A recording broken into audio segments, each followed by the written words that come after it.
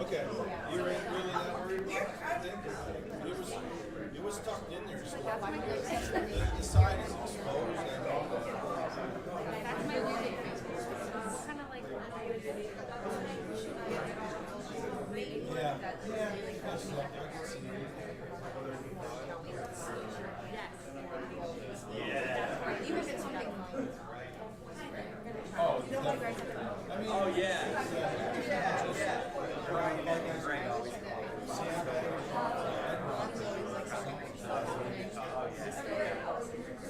I know, right? I know, right? All of a sudden,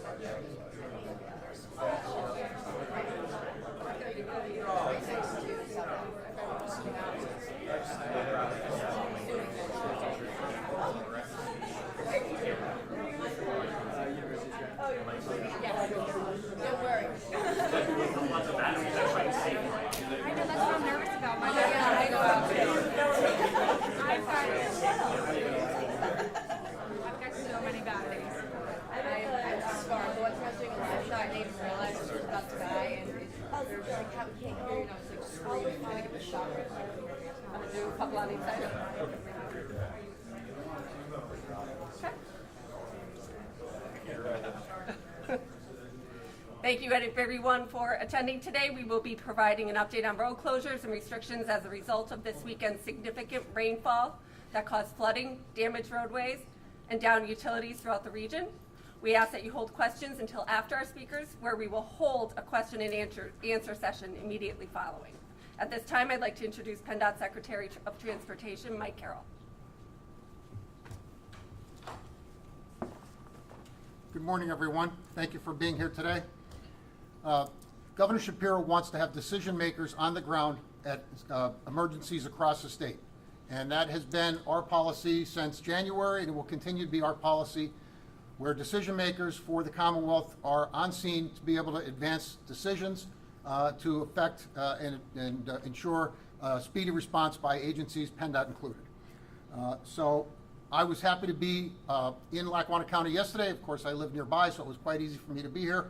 And I witnessed for myself firsthand really a catastrophic flooding event in the Abingtons and also in the city of Scranton and some other nearby communities in Wyoming and Luzerne counties.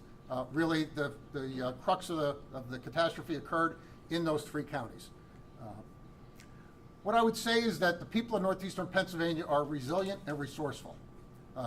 I saw it firsthand yesterday as I witnessed the people with skid steers and brooms and physical labor making sure that they did what they could to repair the damage that was quite significant. I thank all of the first responders, EMS, fire, police, the local township and borough and city crews for what they did. There were untold numbers of folks across the region that did their best to respond to that storm. I'm especially proud of the PennDOT folks from the three counties, Lackawanna, Luzerne, Wyoming, PennDOT folks from Wayne County and some of the other counties in District 4 that came to help. They did a wonderful, wonderful job.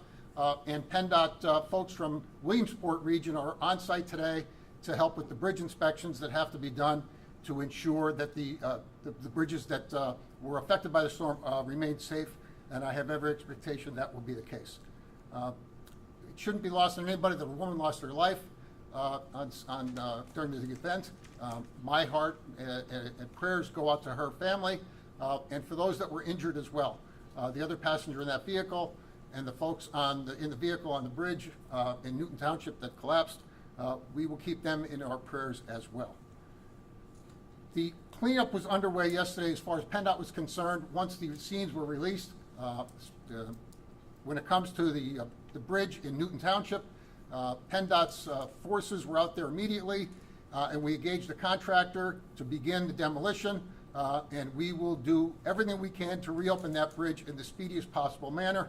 I know from talking to the Abington Heights superintendent that over 150 children a day cross that bridge to get to school in Abington Heights, and for that reason and for other reasons, we will open that bridge as quickly as we can.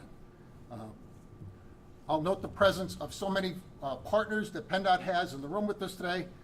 Representatives Haddock, Donahue, and Kozarowski. I know Senator Flynn's office is represented today. The county commissioners, I see Commissioner Shermack in the back from Lackawanna County. The Abington Heights superintendent is here as well. The representatives for Senator Casey, Senator Fetterman, and Congressman Cartwright, all in the room. All of those folks are partners with PennDOT and represent this community, and they do their part in their various levels of government to make sure that we can all respond to the needs of the folks that were affected.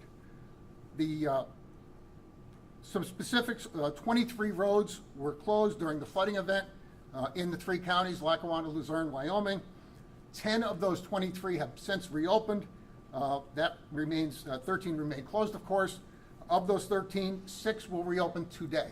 And it speaks to this, the speedy response that PennDOT and our contractors have to making sure that we return the traffic flow to what it should be to ensure people can get to where they need to be. The remaining 7 roads will be opened by September 18th, a week from today.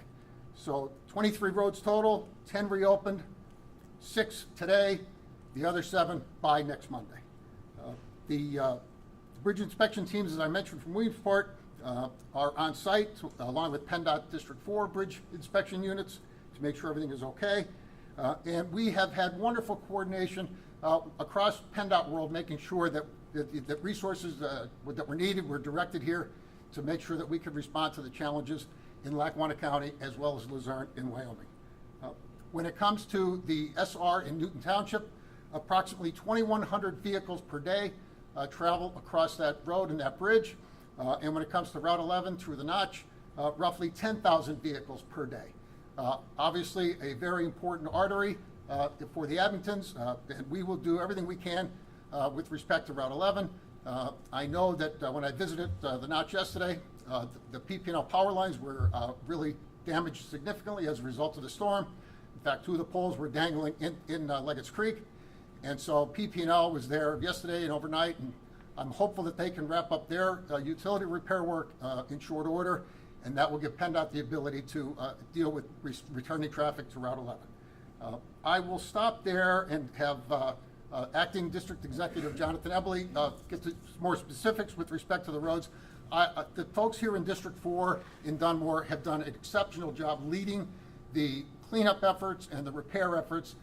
And I know the skillfulness of the folks in PennDOT. I know the skillfulness of the people here in District 4. And with the leadership that they have, including Jonathan this week, I'm thankful for all that you've done. So Jonathan, you want to share with some specifics with us, please? Thank you, Secretary. Good morning, everyone. Heavy thunderstorms began on September 9th, and we became engaged in this event between 6 p.m. and 7 p.m. We've seen and experienced extreme rainfall intensities that were compounded by several hours of rain. The Abington area saw close to 4 inches of rain in some locations from this event in a short period of time, with rainfall intensities approaching 1.5 inches per hour. Meteorologists classified this rain event as training thunderstorms, and these thunderstorms are continuously and they continuously hit the same area in a straight line. This type of event is usually localized, and this is exactly what we saw on Saturday in Lackawanna, Luzerne, and Wyoming counties. Flooding damage in District 4 is concentrated to those 3 counties. The most damage is in Lackawanna County. Department maintenance crews and our engineers deployed immediately on Saturday evening and worked through Sunday evening to clear debris, open roadways, and perform damage assessments. 25 bridges and dozens of roads have been inspected. More bridges and roads will continue to be inspected today as the water recedes. 3 locations that we've received questions on include State Route 4036. This is Falls Road over Falls Creek in Lackawanna County. Contractors are working at this location near Eccles Farm today in Newton Township to remove the bridge at that location. This structure was built in 1937 and was a steel I-beam on stone masonry abutments.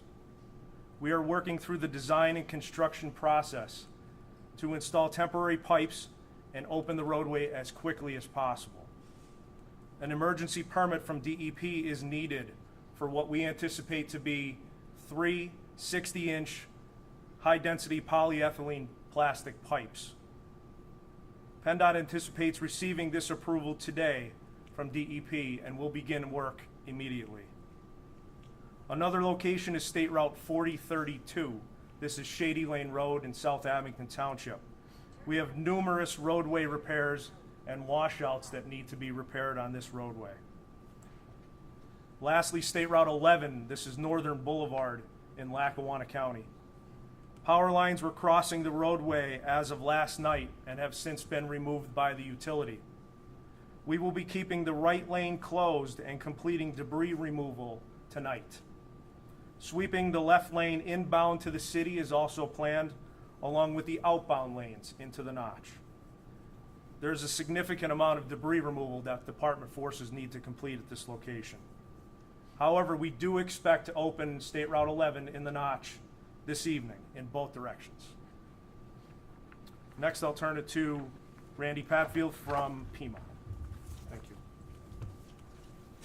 Okay, good morning, everyone. I'd first of all like to thank Secretary Carroll and PennDOT for the opportunity to be able to come and address the group this morning. It's greatly appreciated. And also echo Secretary Carroll's thanks to all the first responders, the public works officials, and our local municipal and county emergency managers that were engaged during this process. You know, it's not lost on me that today is September 11th, 22nd anniversary, National Day of Service. We talk about the first responders and what they do every day. And the first responders, the public works personnel, our emergency management officials were engaged throughout the storm. You know, unfortunately, Secretary Carroll and I were talking about this. We have seen a lot of each other in the last 7 months or so because of these types of incidents. And what we're seeing are significant precipitation events, as we saw here, that essentially provide a significant amount of rain over a very short period of time that overwhelm the current systems that are designed to be able to deal with it. The challenge is that we have very highly localized but significant pieces of damage that occur, both the public infrastructure but also to individuals and houses that get flooded. So really our goal in this process is, number one, is as we start the recovery, is to really look at what individuals need first to be able to support, and we work through our county emergency management organizations and the municipal emergency management organizations to be able to identify what those unmet needs happen to be able to provide that capability. And our staff has been engaged with the counties that have been impacted since the weekend, since the beginning of the storm. So we continue to be able to monitor that. Really, it starts the damage assessment process right now, and really what we want people to understand is we want them to report their damages to their local municipalities, because really that drives a lot of what we do when it comes to what federal aid may be available. So we've seen these types of situations. Unfortunately, to me, this seems like 2018 all over again, where we had these types of events occur every couple of weeks. And the challenge is that it's very difficult to get to federal disaster thresholds because it's not widespread, but there's significant pockets of devastation. And really, it takes a whole of government response from the state agency perspective. And really, that's our role, to be able to take a look at this, to be able to assist PennDOT and work with DEP and work with any of the other providers that need assistance. We know that a lot of the human service organizations and the voluntary organizations are really key on meeting the critical needs assistance of those folks that are most impacted. But we know as we go forward, we really want to make sure that we capture those damages and those expenses so we can really try to work through any federal aid or additionally state aid that may be available for these types of situations. So we stand at the ready to be able to assist as we work through that process. We've had staff engaged over the weekend. We have staff engaged with the counties today to be able to get further clarification and clarity on what the impact happens to be as we move forward. And again, I'd like to thank PennDOT for the opportunity to be able to come to speak today. And I'll turn it back over to Secretary Carroll to be able to answer any questions. Before I take questions, I want to note the presence of the Pennsylvania State Police, led by our own Colonel Chris Paris. And the State Police, always an exceptional partner when it comes to these sorts of events, and this event was no exception. And I thank the State Police for their continued work on behalf of the 13 million Pennsylvanians. So if anybody has any questions, we'll take them and go from there. Can you talk about some of the other, damaged areas in Wyoming and Luzerne County? In Luzerne County, it was primarily the area that I refer to as the Back Mountain, Harvey's Lake area, Dallas area, the townships near those two boroughs. It was very similar with respect to the inundation and flood debris, the trees and such. The local governments, as will be the case in Lackawanna County, will do an assessment of the damages on their local roads. And PennDOT, once we get our assets repaired, we'll do our best to help the local governments as well. I know that some of the townships in play are smaller townships, but we'll do our best to be supportive of the local governments, from the city of Scranton to the smaller townships in the 3 counties. So the area in Wyoming County, is that kind of like where the Back Mountain goes into? Falls Township and some of the areas of Wyoming County near Falls Township, you get a sense of the geography. If you think about the 3 counties, it's sort of the area where all 3 come together. So Falls Township and some of the townships nearby Falls Township would be the impacted communities in Wyoming County. Thank you.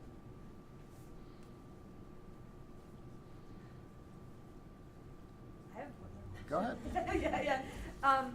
So the kind of overwhelming of the bridges, was there anything that could have been done, or was this kind of like, I know they call it like once in a lifetime storms? Well, you have to remember, as Jonathan said, that was a bridge built in the 1930s. And because of the inventory of bridges PennDOT has across the state, 25,000 bridges, including that bridge on Falls Road.